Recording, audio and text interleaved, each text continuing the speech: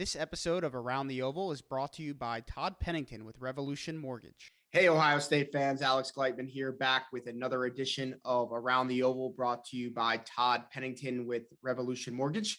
We are not, I don't think anyone is where we thought we would be. If you're from the Ohio State perspective, we thought we'd be sitting here at 2-0, big wins over Minnesota and Oregon before going through a nice little stretch before things maybe get a little tougher again. But the Buckeyes fell, let's say, flat on their faces against the Oregon Ducks at home, losing 35-28. A loss very reminiscent to what we saw in 2014 against Virginia Tech, in my opinion, where an inferior talent team came into Ohio Stadium, out-coached them, out-efforted, out-executed them, and gave them an upset loss. And now we're at the point where, to me, what Ryan Day does from here on out tells me a lot more than what Ryan Day did on Saturday. Is he going to pull an Urban Meyer, completely turn this thing around, have this team grow throughout the year, and be a true national title contender, or are things just going to completely unravel and go downhill?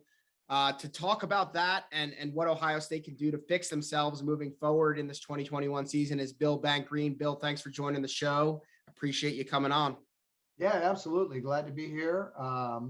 It's probably more insightful to talk about this week than, when they beat Akron 71-3. So this is, it's sports. You go out and play every week. You're going to get your butt beat every now and then. Alabama's not on an 89-game winning streak. They get beat. So it happens. And the best team doesn't win every week in every sport. It just doesn't work that way. So, I think there's things Ohio State can do to right the ship. I don't think the season is over. And, there's a lot to talk about. That's for sure. Yeah. And, I know a lot of fans take a loss like this hard, and sure. It's not easy, but, perspective. Look, Ryan Day, this is the first regular season game he has lost. He's lost 2 games as Ohio State's head coach. It was to Clemson in the semifinals in a game that he probably should have won. The refs stole, but they still could have won despite the refs stealing that, in my opinion. And they lost to Alabama in the national championship. They got their butt whooped. There was a lot of factors at play there, but those are nothing to hang your head on. And Oregon's a good football team too. So this is the first game he's lost in the regular season. Let's put that in perspective. And to me, they have their whole season still in front of them. I mean, you go back to that 2014 year, even 2018. I mean, it's probably because of the eye test in 2018 that they didn't get into the playoffs. They just never quite looked right.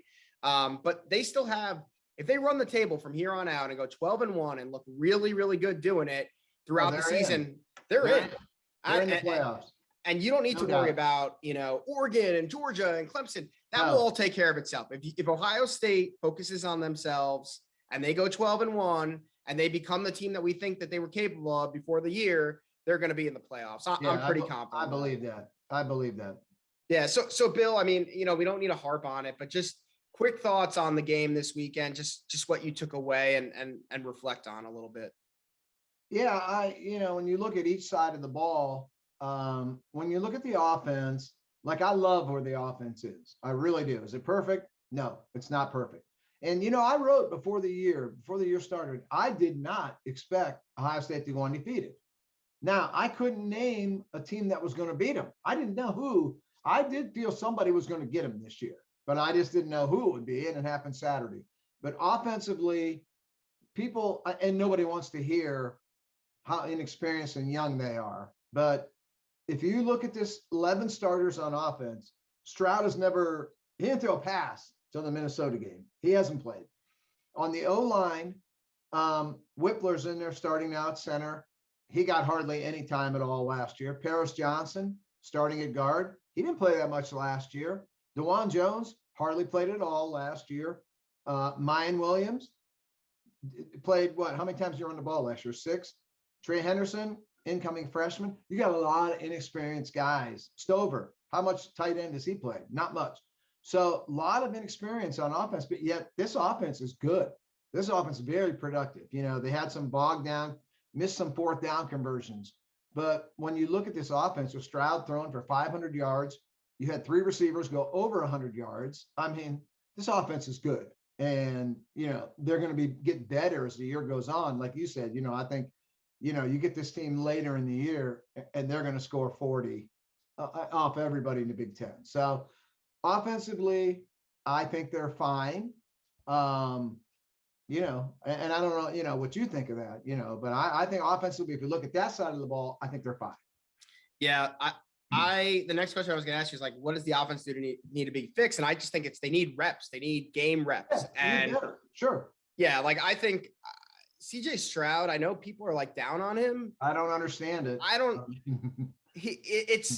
think people are spoiled with Justin Fields and Dwayne Haskins, and those guys came in and were immediately studs, but Fields was in his second year and was a superstar. Like he was just a superstar.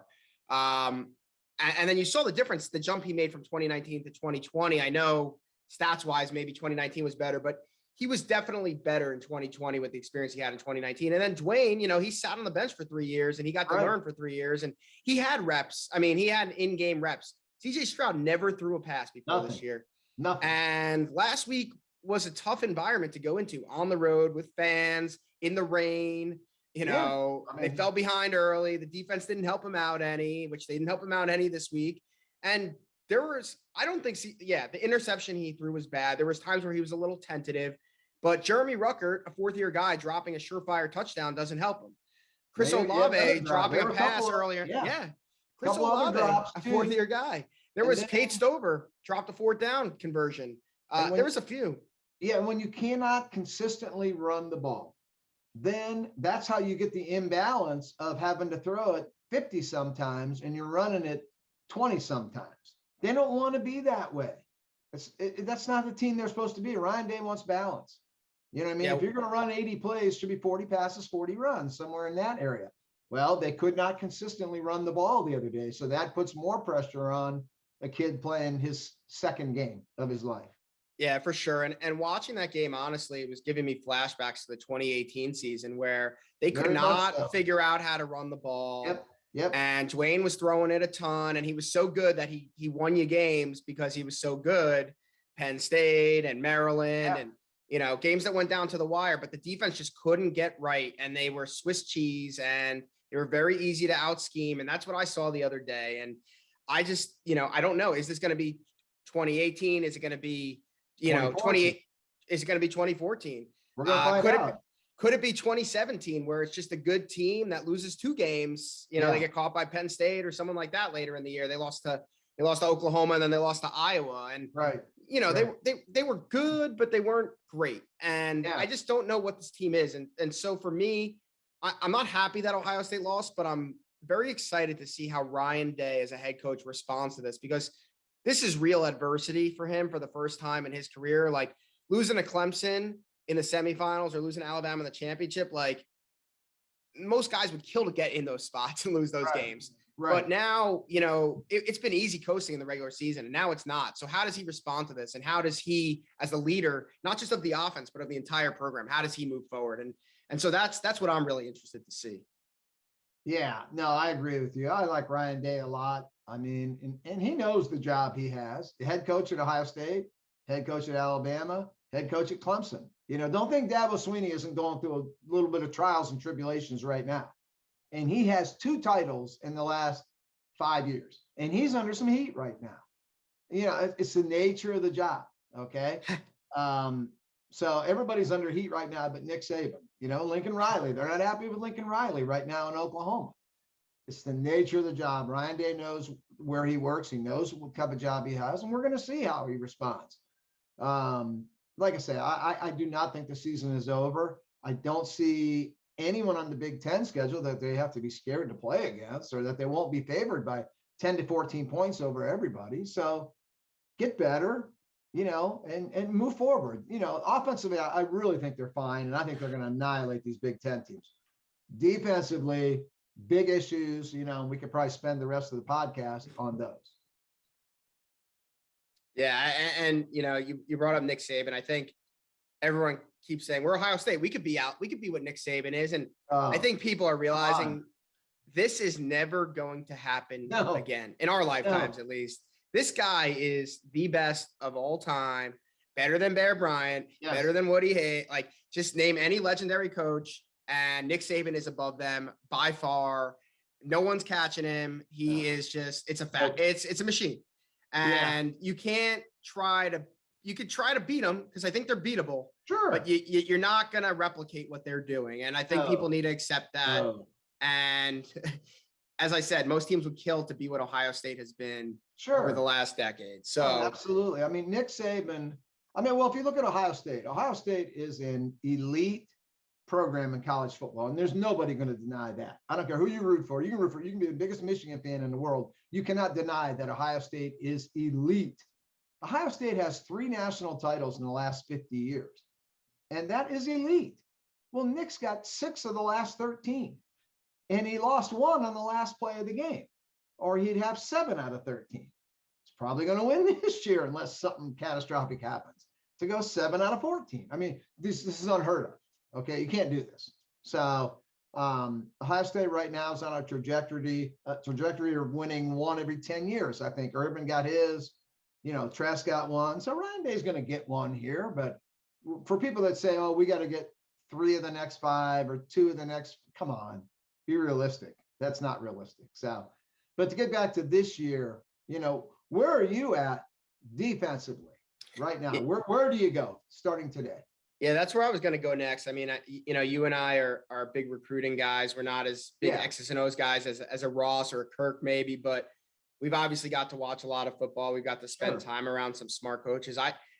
Everyone's saying fire Coombs and, completely overhaul the personnel and switch to a different scheme. You can't just pick up and do that in the middle of the season. You fire Combs. What are you doing? You're bringing Paul Rhodes in? I mean, maybe, I don't know. I just don't think that that's the answer. And you can't all of a sudden, you've been practicing for how many months and implementing a scheme with this one high safety. How do you all of a sudden switch to like a cover 2 zone type of scheme or a Chris Ash quarters type of scheme? You can't do that midseason. Now, for me, I think there's a couple things. And I think if you're not a member of our site, I'm not just pumping the site, but Ross Fulton does an incredible job breaking down the X's and O's. And I'm not going to give away everything he said, but he did a great post about what he would do to fix the defense, given that you're not going to fire the coaches and you're not all of a sudden getting new players to fit the scheme. So all of his, without letting the cat out of the bag too much, if you're not a subscriber, ultimately what he boiled it down to was disguising coverages better and being less predictable. And I think that is a super easy fix. You saw how Oregon just completely exploited the alignments Ohio State had last week by going to the boundary of the opposite side where they were loaded up. And, we talked about this pre-show. I mean, not many teams are going to have the speed that Oregon had with CJ Burdell getting around the edge like that. But if you're not showing that you're, loading up one side, if you have, what looks like a too high look, but then you're dropping guys and moving guys up into the box, things like that post snap, it's going to make your defense less predictable. And if you're not showing, you're disguising your blitzes, you're disguising your coverages, man zone, and the offense can't tell what you're going to be doing pre-snap, it's going to make things a lot harder for them. So I think they need to start there. And then, I think a big thing is personnel. They're just shuffling in way too many guys, particularly at linebacker more than anything. But there's been some times, especially in the Minnesota game, I know they were trying to get guys in, but I'm like, it was that 4th and 1. I mean, I know they called the timeout before that. The 4th and 1, they had like JT Tuimoloau on the field, and they had Javonte Jean-Baptiste on the field. And to me, I'm not sure at this point in their careers, they're the best run stopping guys that Ohio State has. And so, when I'm very confused. You're putting Steel Chambers and Palai Nao Teote in a key 4th and 1 situation. I mean, the guy got eligible 3 hours before the game or something. I mean, I'm very confused at that. And even in the first game, the use of Bryson Shaw, and, I'm willing to give the kid a chance, but they threw him in the fire and he did not play well in week 1 or week 2, in my opinion. And with Josh Proctor out now the rest of the year, they got to figure out what they're going to do at that deep safety, because people kind of gave a knock on Jordan Fuller for years. Oh, man. Slow or whatever. That guy erased everything. Yeah. If a play got past the first 2 levels, that was it. Okay, 10, 12-yard gain. It wasn't an 82-yard gain like we saw Burdell just make Shaw whiff. So I don't know if Bryson Shaw's the guy. Do you look at Ronnie Hickman? Do you look at Lathan Ransom? Is Court Williams ready? Like, I don't know who they get back there, but I think they got to work someone else back there. Yeah. So for me, it's about disguising the defense, being less predictable, And then also figuring out the personnel. Who are your best guys and get them on the field? Yeah. Well, for me, like the thing that has surprised me, and I think Kerry Combs is right for all the criticism you want to lay at him. There's been, so I'm with it. But, what did we know coming in? The DBs, they were really bad last year. Okay. I mean, when teams like to play, find the fish in that defensive backfield, and you got a whole aquarium back there. I mean, you can just pick whatever one of them fish you want, which Alabama did. But then this year, we thought there would be the same problems. But if you look at what Cam Brown, how he played the other day, he was really good. And Denzel Burke, he was okay against Minnesota, but I thought he was the best corner out there last week. The speedsters from Oregon are way better than those slow-footed guys from Minnesota, and he was great. So the corners were okay. Now, linebacker, none of them guys have ever played. The older guys like, Mitchell, Gant, Pope, those guys have been there forever. They've never played and there's a reason why you don't play. And then you've got Eichenberg and Young, the younger guys, Steele Cody Chambers, Simon, who's running back, Cody Simon, who's dinged up, who's young. So we knew the linebackers were going to be maybe not, growing pains. What has surprised the heck out of me, and I know he's untouchable, but Larry Johnson has to get some criticism here. The one constant on this defense was going to be that front four. Okay. Haskell Garrett was tremendous last year. Zach Harrison had a lot of experience last year. Tyreek Smith, a lot of experience last year. Those three guys were your cornerstones on this defense. And then you had to figure that Cage or Vincent or Antoine Jackson would be able to step in at that off tackle spot. These guys have been terrible. They are ranked 122 in stopping the run out of 130 teams. So there's where I start, right there. If that front four was playing the way the front four should be playing at Ohio State, and I'm not asking freshman Jack Sawyer, freshman JT Tuimoloau to come in and be a difference maker. I'm talking about guys that have started, 20 games at Ohio State, that played all year last year. People should not, Oregon could not run the ball for an inch against Fresno, the great Fresno State team the week before. They could not run the ball on them. They averaged 7 yards a carry against Tyreek Smith, Zach Harrison, Haskell Garrett, Teron Vincent. That cannot happen. Okay, so to me, yeah, go ahead and rip Combs all you want. Rip Bryson Shaw all you want, who's never played before. Rip those linebackers who have never played before. But what's the excuse for Larry Johnson's group that provides no pass rush, no sacks against Oregon? 0. Can't stop the run. Give up 7 yards a carry. That's where I'm starting. That's my starting point, not my ending point. I'll get to the linebackers later. But I can see where the linebackers would struggle. You explain to me why Tyreek and Zach and Haskell and Teron Vincent, why they're getting knocked off the ball. Yeah, and you know what? If those guys do their job and they get to the quarterback and it they covers make negative up plays, so much. It covers up everything else. 1,000%. And you know what? It's really interesting. I mean, and you and I could have sat back there and made some of the throws that Anthony Brown made just because those guys were good. so. He's not a good player. I mean, he's not. Okay. He's from right up the street here. There's a reason he went to Boston College and not Alabama or Ohio State or Clemson. He's so 55% passer, and they made he's a runner. He's really a runner. Good. Yeah. I mean, hey, I give the kid credit. Kid played a heck of a game. No doubt. And Joe Moorhead is a guy I've known for over 20 years. Great guy, and I think he's an offensive guru. And I wrote in my pregame report is you got to hope that Moorhead against Combs isn't a mismatch.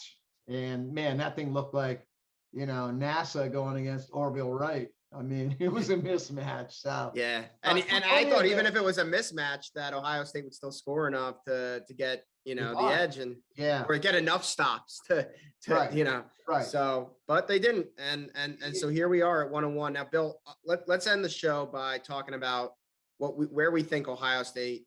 Prediction for the rest of the season. In your mind, are they running the table? Are they winning the Big Ten championship, 12-1, and then with a shot to make the playoff, or how do you see this thing playing out the rest of the way?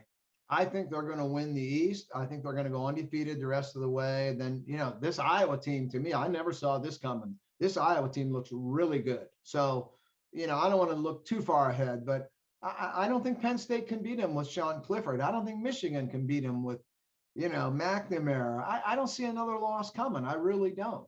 Ohio State's going to be putting up that 35-40. And I don't see any way any of these teams in the Big Ten come close to that. So I think Ohio State realistically should get better from here. I really feel that way. Very young team. We mentioned all the guys that have never played before, and there's a lot of them. So they'll get better. I do think they're going to be in the Big Ten title game, probably against Iowa. And then you go from there. Okay. But yeah, I do not see this team falling apart. I think Ryan Day is good enough, sharp enough to keep things together, hold it together, not let it, disintegrate, and you go from there. But you better get Larry Johnson better get them dudes playing the way they played last year. They've always been able to stop the run. Like I say, the pass rush dropped off a little last year, but man, they were very hard to run on. Well, them guys got to get back to playing football like they can play. And these are money years for Haskell Garrett, Tyreek Smith, and Zach Harrison. These are their money years. These are their NFL years. Well, they better get them guys cranked up and playing. That's a good place to start. Yeah, I agree. I'm struggling because I'm like a seeing is believing, and I don't know. I think Penn State, I think Michigan, I think even Indiana on the road, those teams could give them trouble. And until this defense doesn't have to be a top 10 defense in the country. No. They have to be a top 50 defense with the way they could score, maybe a top 35 defense. I don't know. But look, this year, I hate to interrupt you, but this year so far, Ohio State has given up 9 touchdowns on defense, and they've forced 1 field goal. That's unheard of to have a 90% touchdown to field goal ratio. That's ridiculous. Force a couple field goals last week and you win. Yep. You can't have 90% touchdowns to field goal ratio. Start there. Yeah. Don't give up 7 yards a carry. I just don't know. Don't give up a 55% third and fourth down conversion rate. These numbers are so out of character for Ohio State. And I think they're traced to guys that are good players. That front four can help stop all these numbers and get them turned around a little bit. And then, you're fine. Yeah, those guys have to step up. There's not a question. I agree. That's where it all starts. And then everything else you work on. And I think they have a stretch here. Tulsa, Akron, Rutgers, Maryland, and then a bye week. That is the perfect stretch to be able to work on what you need to work on. Yeah. I'm not saying they should take any of those games for granted. No. Especially, you just never know. You just never know. They can't. No. Maybe Akron a little bit, but but they really can't. They really can't. But it is the perfect stretch right now coming out of those 2 tough games to be able to work on. They got a bye, then they go to Indiana, and they better be ready because Indiana is going to come into that game believing that they could beat Ohio State, regardless of how bad they lost to Iowa week 1. They were in that game. They were a touchdown away last year in Ohio Stadium from beating Ohio State, going to the Big Ten title game. And, that's going to be a tough game. Penn State's going to be a tough game. Michigan's going to be a tough game. I think every game could be a tough game for them if they don't get their act together on defense. But I will go with you, and I'll say they're going to run the table and be in the Big Ten championship. I agree it's going to be Iowa, and I think they can win that game. I just think how they look doing it is going to determine if they're a playoff team or not. Yeah. So yeah, I want to say one more thing. Last year, I think it was right around this time, Alabama gave up 45 or 48 to Ole Miss, right? Yep. They happened to outscore them that day, but the sky was falling for that Alabama defense, and oh man, they were in big trouble. Well, Nick rallied the troops because he's Nick Saban and that's what he does. It's the best to ever do it. But at that point, nobody thought Alabama was going to be the national championship team. So this can be turned around.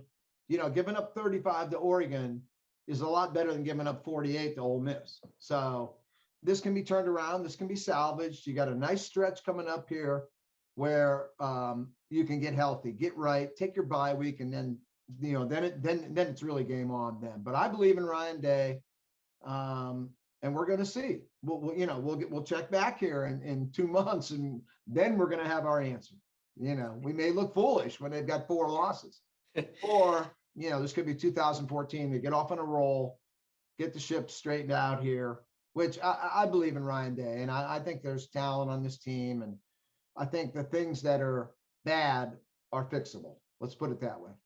Yeah, 1,000%. I agree. Ryan Day's a sharp guy. You got to have confidence in him. Give him a chance to right the ship this year and see what happens in the offseason if he wants to make any changes or things like that. But for now, he's got to work with what he has. So let him right the ship. And yeah, Bill, we'll have to get you back on in a couple of months, and all right, Alex, we'll replay some of this stuff and maybe we'll look like fools. But thanks everyone for listening. Be sure to join us next week, and hopefully we have a better result for the Buckeyes against Tulsa. This episode of Around the Oval was brought to you by Todd Pennington with Renovation Mortgage. If you've been thinking about refinancing or buying a house, check out our sponsor, Todd Pennington with Renovation Mortgage. They offer low rates for refinancing and home purchase loans, including first-time home buyer programs, down payment assistance, and cash-out home equity loans. Check out revolutionmortgage.com/tpennington.